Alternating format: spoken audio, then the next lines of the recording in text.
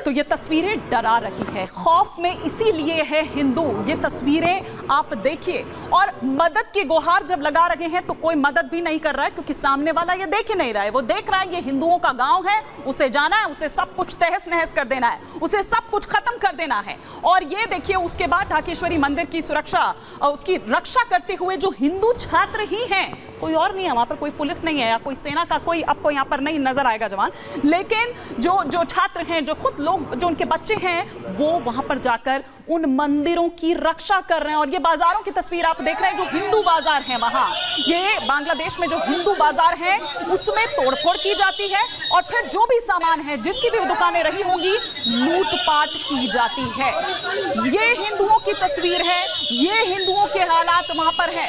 इस पर हम और विस्तार से जानकारी भी लेंगे, बातचीत भी करेंगे, मेरे सहयोगी ग्राउंड जीरो से भी जुड़ेंगे। लेकिन हमारे साथ इस वक्त स्टूडियो में दो खास मेहमान जुड़े हुए हैं, जिनसे हम इस पर विस्तार से समझने की कोशिश करेंगे कि अब आगे क्या देखें। बांग्लादेश में तो तख्ता पलट, ये तमाम जो ये तस्वीरें हिंसा की निकलकर सामने आ रही हैं, लेकिन भारत के लिए क्या, अब हम यहां पर देखें। हमारे साथ दो खास मेहमान, मेजर जनरल वीके दत्ता हमारे साथ इस वक्त जुड़े हुए हैं, और साथ ही साथ मेजर जनरल संजय सोई इस वक्त हमारे साथ जुड़े हुए हैं इस पर और विस्तार से बातचीत के लिए। Major general V K Datta sir, मैं सबसे पहले आप ही से शुरुआत करती हूँ चर्चा की। ये तस्वीरें देखकर रोंगटे खड़े हो रहे हैं, भयावह है तस्वीरें जो निकलकर सामने आ रही है, जिस तरह से चुन चुन कर उनको टारगेट किया जा रहा है। क्या कह रही हैं तस्वीरें? देखिए, ऐसा कि जो एजिटेशन हुई स्टूडेंट एजिटेशन के नाम पे, जो आरक्षण के ऊपर जो मुद्दा लेके चले, वो ट्रिगर था।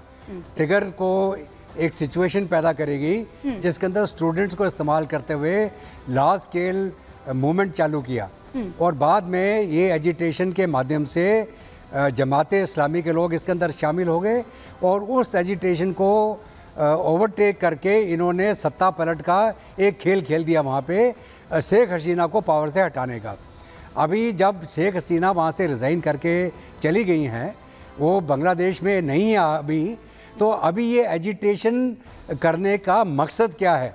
अब ये हिंदुओं के टेम्पल्स, हिंदुओं के घरों पे अटैक करने का मकसद क्या है? ये सीधा सीधा जाहिर करता है इसके अंदर जो कट्टरपंथी पार्टियां हैं, पाकिस्तान के ISI के शहर के ऊपर जमाते इस्लामी के लोग ये टारगेट कर रहे हैं जान के हिंदुओं की प्रॉपर्टीज़ को, ताकि एक ये सिचुएशन पैदा करें इस सब कॉन्टिनेंट के अंदर कि हिंदू यहाँ से पलायन करके चले जाएं।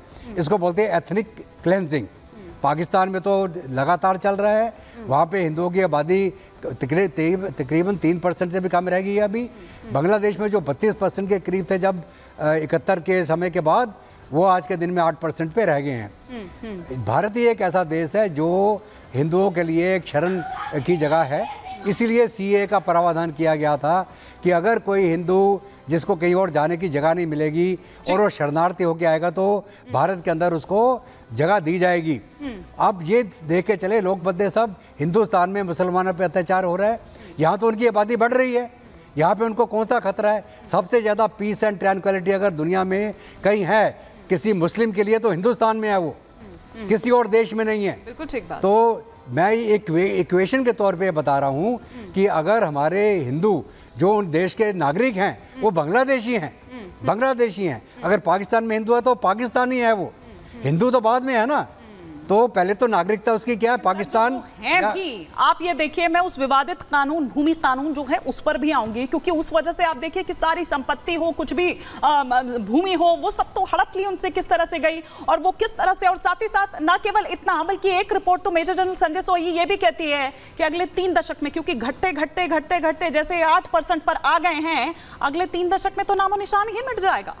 नहीं, बिल्कुल हिमानी जी, जैसे कि अभी जनरल दत्ता बता रहे थे और आप भी कह रहे थे कि अभी सिर्फ 1 करोड़ 30 लाख रह गए, पहले 32% अभी 8% रह गए, ये कम होते जा रहे हो। बल्कि देखा जाए तो 2011-13 से 22 तक तकरीबन 1300 हमले हुए हिंदुओं के ऊपर, तो हमले होते रहे वहाँ पर। और जिस तरह से 3 ऑर्गेनाइजेशन में नाम लेना चाहूँगा, अंसारुल बांग्ला, जमात उल मुजाहिदीन और जमात इस्लाम, ये तीनों ही कट्टरपंथी ऑर्गेनाइजेशन थे। और ये जो इस समय में जीत हुई है, मैं ये दूसरी पार्टी की जीत नहीं मानता, ये स्टूडेंट्स की जीत नहीं है, ये जीत है इस समय में कट्टरवाद की धर्मनिरपेक्षता के ऊपर, क्योंकि आवामी लीग काफ़ी हद तक धर्मनिरपेक्ष थे, उनके लोगों को भी जेलों में डाला हुआ था काफ़ी बड़ी संख्या में, और यहाँ पर जब ये निकल के आए तो आज देखिए किस प्रकार का चीज सर बाद में नजर ही नहीं आई, क्योंकि भले ही शुरुआत आरक्षण के नाम पर हुई हो कि उसके लिए एक लड़ाई लड़ रहे हैं, उसके लिए उनकी तमाम ये डिमांड है, लेकिन उसके बाद तो ये कहीं और ही चला गया मामला। और देखिए स्थिति कहां तक आ गई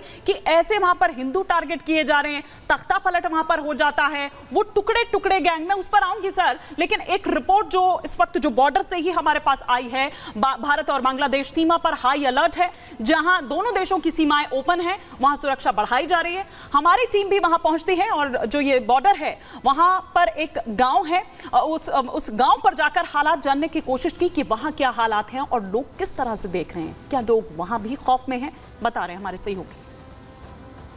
अभी मैं खड़ा हूँ जहाँ पे ठीक पीछे मेरा है बॉर्डर, वो तालाब दिख रहा है, उसके पीछे ही वाइट फेंसिंग है, लोहे का तार है, उसके उस पार बॉर्डर है। मेरे साथ कुछ लोकल्स भी हैं जिनके साथ मैं थोड़ा सा बात करने की कोशिश करूंगा।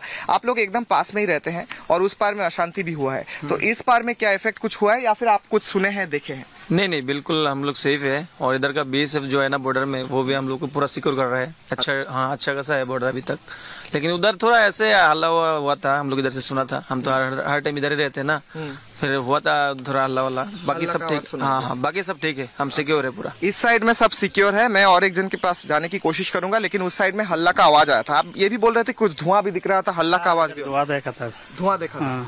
कुछ आग वाग लगा दिया था? आग तो लगाया, देखा नहीं, धुआं देखा। धुआं देखा और आवाज भी सुना? आवाज सुना। अच्छा, और एक बार पूछूंगा, यहाँ पे लोग कम आ रहे हैं क्या? हाँ, कम आ रहा है, डर से थोड़ा सा डर है। हाँ, थोड़ा सा डर है। नहीं तो मंदिर में तो शायद बहुत लोग आते होंगे। हाँ, बहुत आता है। आज थोड़ा कम। हाँ, थोड़ा कम। तो आपने सुना कि भारत का ही वो जो गांव है वहां पर जाकर स्थिति को, हालात को समझने की कोशिश की, लेकिन उस पूरे मामले पर यहां बीजेपी का क्या कुछ कहना है, VHP क्या कुछ कह रही है, इस पूरे मामले को वो कैसे देख रहे हैं, जरा ये भी सुनिए। आप जयपुर की मुआना मंडी से लेकर और जयपुर के किसी कोने में चले जाएं, हर घर में बांग्लादेशी घुस चुका है। बांग्लादेशी घुसपैठिया जो घुसे हैं, उनको सबको यहाँ से पुनः वहीं रवाना करना चाहिए, उन्हीं के देश में जहाँ अराजकता उन्होंने वहाँ फैलाई वो यहाँ फैलाएंगे। तो ऐसे जिहाद किस्म के आतंकवादी स्वभाव के लोग, उनकी यहाँ कोई जगह नहीं है, इनको तुरंत एक्सपोर्ट कर देना चाहिए। कि किसी समय बांग्लादेश में हिंदू आबादी 32% थी, अब 8% है। पूरे विश्व समुदाय का और वैश्विक संस्थाओं का भी ये कर्तव्य है कि बांग्लादेश पर इस तरह का दबाव बनाया जाए कि वहाँ की माइनॉरिटीज, पर्टिकुलरली हिंदू सिख, सुरक्षित रहें। ये बांग्लादेश की परिस्थिति और पाकिस्तान की परिस्थिति एक समान रूप की है। जिस प्रकार से बांग्लादेश में आज भुखमरी का माहौल है, ऐसा ही माहौल पाकिस्तान में, वहाँ भी किसी दिन न किसी दिन इस तरह की खबरें आपको मिलने वाली हैं। और बांग्लादेश में जो जिस तरह से वहाँ तानाशाहों का या जो आपराधिक संगठनों का बोलबाला है, सब उसी के कारण हुआ है।